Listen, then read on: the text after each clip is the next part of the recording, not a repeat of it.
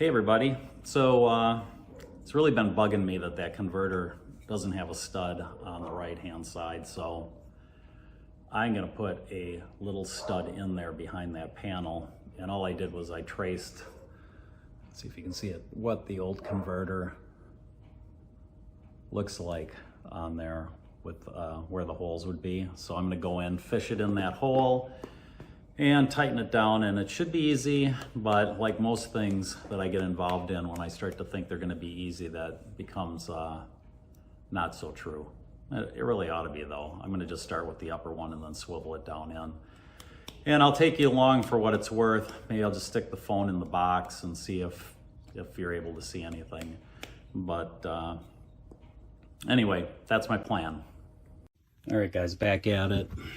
There was no room for you guys to be in there with me. So anyway, I did get a piece of wood behind it.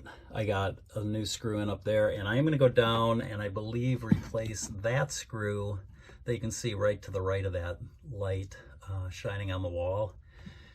Because I just think it may be a little bit too loose in there. But I mean, I've tugged on it, it's not going anywhere, but I am going to replace that other screw and then call it a day. And I got to tell you, this was worse than putting the converter in, dicking around with this. So anyway, that's it.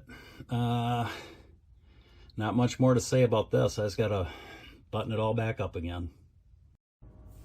That was so much worse than I imagined it was going to be. There's 2 hours of my life I can't get back, but I'll tell you one thing, that converter's not going anywhere. I probably, in retrospect, could have done something to make it a lot easier for myself, but I didn't. And that was, I should have put the wood piece in there first and then drove a few screws in to hold it in place. That would have made it easier. But the long and the short is, it's done, and man, that converter is not gonna fall off that wall. There's no way.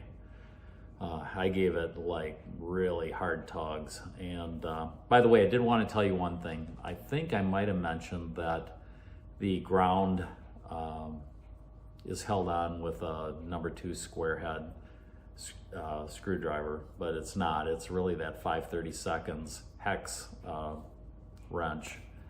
So make sure you use that, because otherwise you're not going to get the ground tight. I was actually pretty fortunate that I went in and did that, because it seemed like those grounds were a little loose in there. So I got the 5/32 wrench, put it on there, and really tightened them down so they're not going anywhere. So anyway, that's kind of the end of that whole mess with the converter, and I'm thinking hopefully won't ever have another issue with it. But hey, you know what? 5 years down the road, who knows? Just depends. But she's working great now, and I know it's secure, and I can kind of move beyond that.